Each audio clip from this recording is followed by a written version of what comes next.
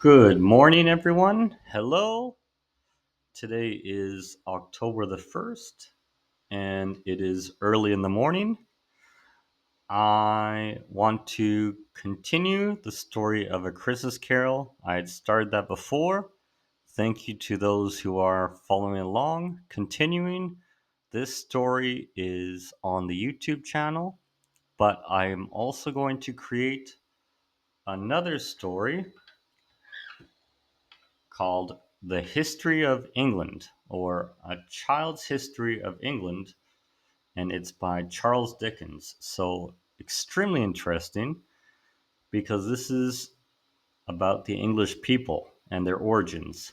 Okay, the history of England over time from a simplified perspective. Very interesting historically. It's also a classic, so please join and we will continue.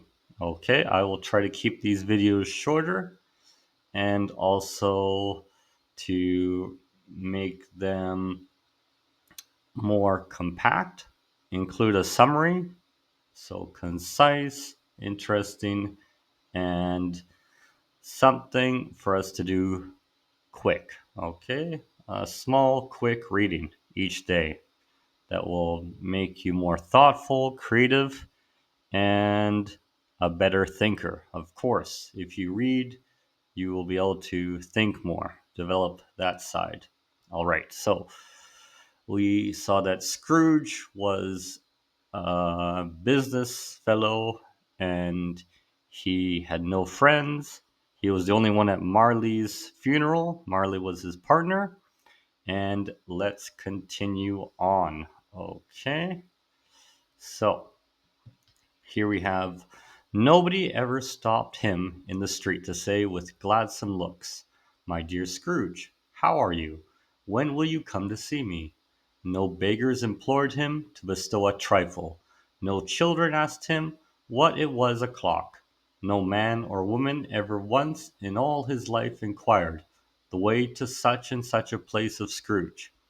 Even the blind man's dogs appeared to know him, and when they saw him come on, would tug their owners into doorways and up courts, and then would wag their tails as though to say, "No eye at all is better than an evil eye, dark master." But what did Scrooge care?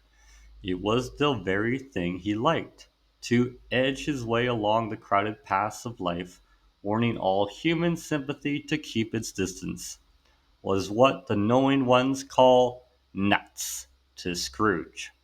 Okay, nuts like crazy, not peanuts or chestnuts or coconuts. And he wanted no human contact unless it was to make money. Once upon a time, of all the good days in the year on Christmas Eve, old Scrooge sat busy in his counting house. It was cold, bleak, biting weather, foggy withal, and you could hear the people in the court outside go wheezing up and down, beating their hands upon their breasts and stamping their feet upon the pavement stones to warn them. The city clocks had just gone 3, but it was quite dark already. It had not been light all day, and candles were flaring in the windows of the neighboring offices, like ruddy smears upon the palpable brown air.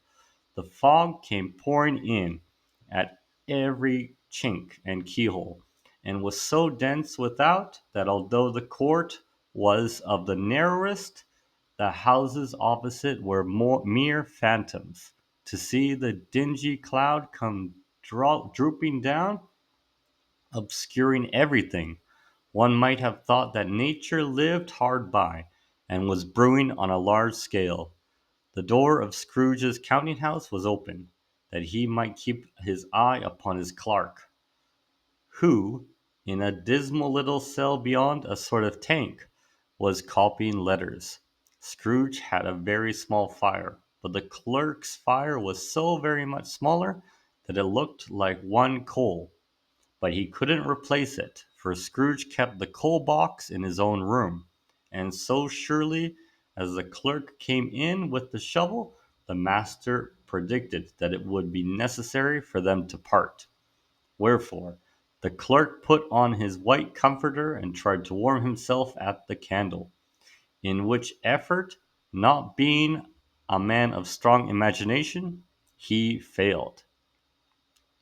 "A Merry Christmas, uncle! God save you!" cried a cheerful voice. It was the voice of Scrooge's nephew, who came upon him so quickly that this was the first intimation he had of his approach. Okay, merry means happy. So that's why we hear some people say happy Christmas, merry. It's an older word, older one. Bah, said Scrooge. Humbug. Bah, humbug. He had so heated himself with rapid walking in the fog and frost, this nephew of Scrooge's, that he was all in a glow. His face was ruddy and handsome, his eyes sparkled, and his breath smoked again. "Christmas! A humbug, uncle!" said Scrooge's nephew. "You don't mean that, I'm sure." "I do," said Scrooge. "Merry Christmas! What right have you to be merry? What reason have you to be merry? You're poor enough." "Come, then," returned the nephew gaily, "what right have you to be dismal? What reason have you to be morose? You're rich enough." Scrooge, having no better answer ready on the spur of the moment, said, "Bah!" again, and followed out with a humbug. "Don't be cross, uncle," said the nephew. "What else can I be," returned the uncle, "when I live in such a world where fools, a world of fools as this? Merry Christmas! Out upon Merry Christmas! What's Christmas time to you but a time for paying bills without money, a time for finding yourself a year older and not an hour richer, a time for balancing your books and having every item in them through a round dozen of months presented dead against you. If I could work my will," said Scrooge indignantly, "every idiot who goes about with Merry Christmas on his lips should be boiled with his own pudding, and buried with a stake of holly through his heart. He should." "Uncle!"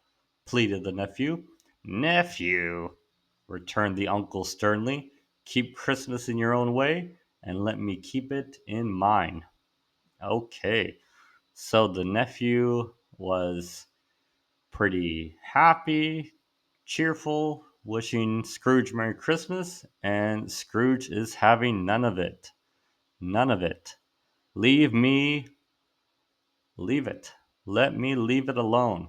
Okay, no Christmas for Scrooge. None at all. No celebrations, no candy, no food, nothing. "There are many things from which I might have derived good, by which I have not profited, I dare say," returned the nephew, "Christmas among the rest. But I am sure I have always thought of Christmas time when it has come round, apart from the veneration due to its sacred name and origin. If anything belonging to it can be apart from that, as a good time, a kind, forgiving, charitable, pleasant time, the only time I know of, in the long calendar of the year, when men and women seem by one consent to open their shut up hearts freely, and to think of people beyond, below them, as if they were if, as if they really were fellow passengers to the grave, and not another race of creatures beyond, on other journeys. And therefore, uncle, though it has never put a scrap of gold or silver in my pockets, I believe that it has done me good and will do me good. And I say, God bless it. Okay, so we'll stop here for now, but we have the introduction. Scrooge is a extremely is a stingy person, but he is an extremely wealthy businessman. He is trying to make money in as many ways as possible, even not paying for coal to heat the building. He is not celebrating Christmas in any way and doesn't even wish other people or his own family neither his own family, his nephew, Merry Christmas. So, zero Christmas spirit. And this guy is fairly selfish, dark, and miserable. So, not only zero Christmas, but he's pretty selfish. His whole world is around himself, money, and getting more and more and more and more and more. So, receiving stuff, taking things from other people, and keeping it for himself. This is Scrooge, okay? So, you don't want to be a Scrooge. You don't want to be like this character. Come back for the next reading, and we'll find out more about Scrooge, what happens to him, and his adventure, if he learns anything, perhaps. Okay, and more about Christmas and why it is important. Okay, some of us are worn out, some of us don't get what we want, but what is Christmas about? We are going to find that out from Charles Dickens and the Christmas Carol. Okay, thank you guys. I appreciate it. Leave your comments, share this video, read ahead if you want. Okay, there will be a paid story in Patreon and in other places. I will put links to those. So explore, check out this story, but also check out the other ones too. Okay. Have a great day. I'm going to be off soon. I need to go to work, do my day job. I'm a teacher myself. Okay. And I hope to do more of this. This is also educating or sharing stories and, yes, sharing experiences through the spoken word. Okay. Have a great day and cheers.